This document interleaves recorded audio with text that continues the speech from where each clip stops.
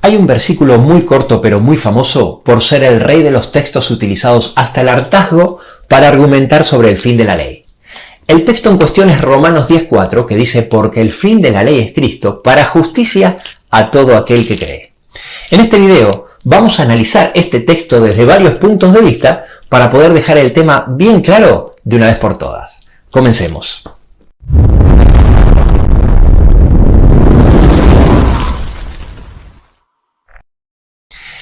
Tal como mencionamos al principio, muchos teólogos han utilizado el texto de Romanos 10:4, que dice que el fin de la ley es Cristo, para demostrar que Cristo marca el fin de la ley. La discusión se basa en la palabra griega telos, que podría tener dos significados. Aquellos que utilizan este texto para justificar que a partir de Cristo la ley dejó de tener vigencia, dicen que Pablo utilizó la palabra telos con el significado de fin, en el sentido de final o finalización, es decir, terminación o abrogación de la ley.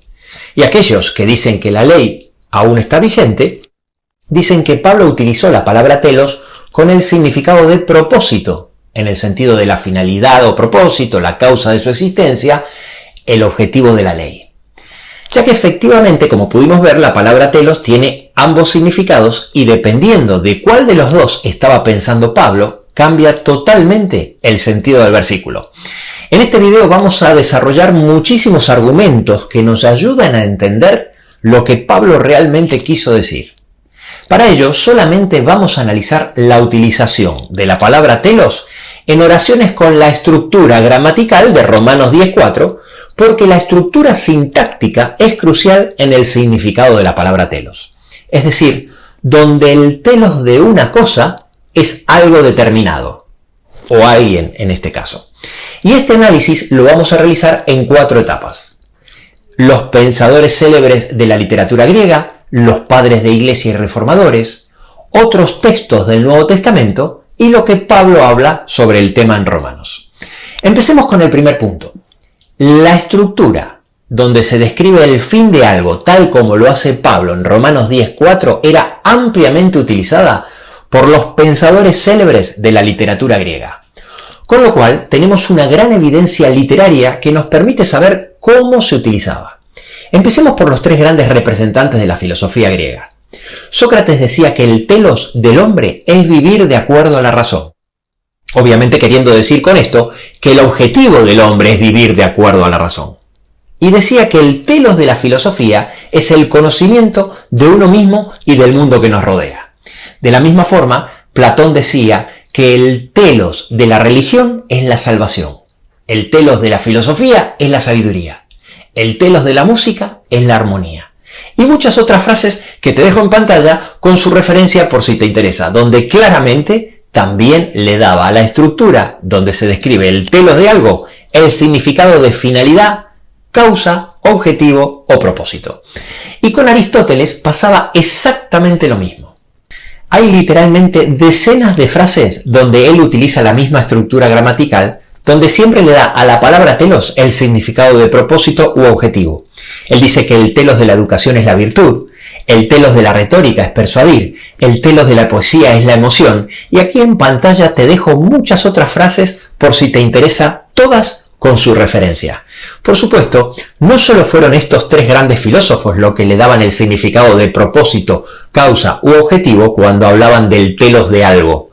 Con el mismo significado, Heródoto decía que el telos de la historia es la verdad, Pericles decía que el telos de la democracia es la libertad, y así podríamos seguir con Hipócrates y Sócrates y varios otros hasta llegar a Cicerón, por mencionar unos pocos donde podemos ver solo algunos ejemplos que te dejo aquí en pantalla con su referencia, de tantísimos casos donde vemos que era lo más común darle a la palabra telos el significado de objetivo para las oraciones que tenían la misma estructura sintáctica que Romanos 10:4.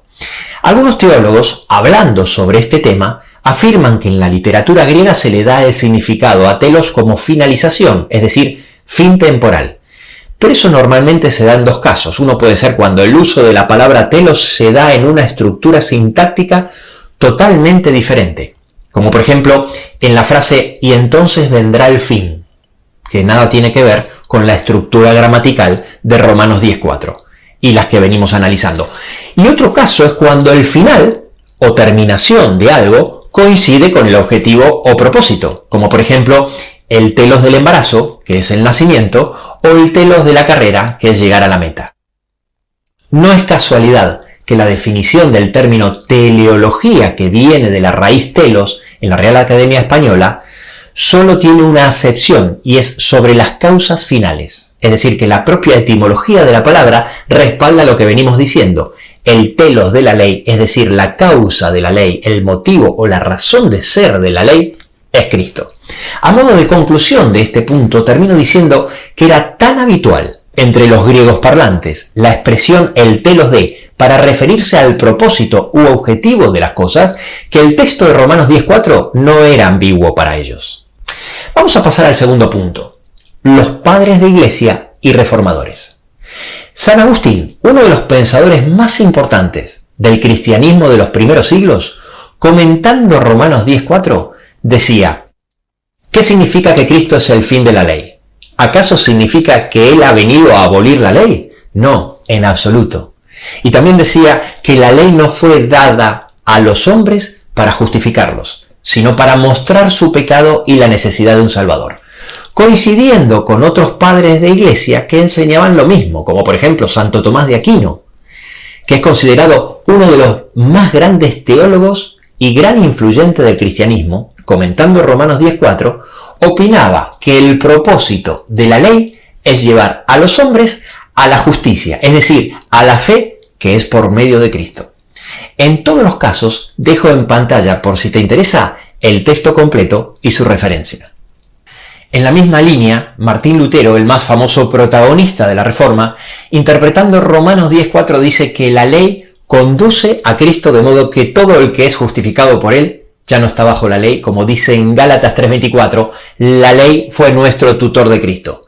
Por eso la ley es también llamada portento de la fe. Nos conduce a donde Cristo pueda encontrarnos. Por supuesto, coincidiendo su forma de pensar con otros reformadores, como por ejemplo Calvino, el cual decía de esta manera: los 10 mandamientos no perdieron su vigencia con la venida de Cristo. Estos son solo algunos ejemplos de no pocos padres de iglesia y reformadores que pensaban lo mismo que lo que intentamos demostrar en este video. Vamos a hablar un poco de otros textos del Nuevo Testamento. En el Nuevo Testamento existen 2 versículos que tienen exactamente la misma estructura de Romanos 10:4, donde el telos de una cosa es algo determinado. Uno de ellos es 1 Timoteo 1:5, que dice: pues el telos, el propósito de este mandamiento, es el amor nacido de corazón limpio, donde la mayoría de las versiones traducen directamente la palabra telos como propósito. Y en 1 Pedro 1:9, que dice: obteniendo el telos, el fin de vuestra fe, que es la salvación de vuestras almas. Donde también el significado de telos es propósito, ya que lo que dice el texto es que el propósito de la fe es nuestra salvación. Pasemos al último punto, donde analizamos el contexto inmediato, es decir, lo que Pablo habla sobre el tema en el mismo libro de Romanos.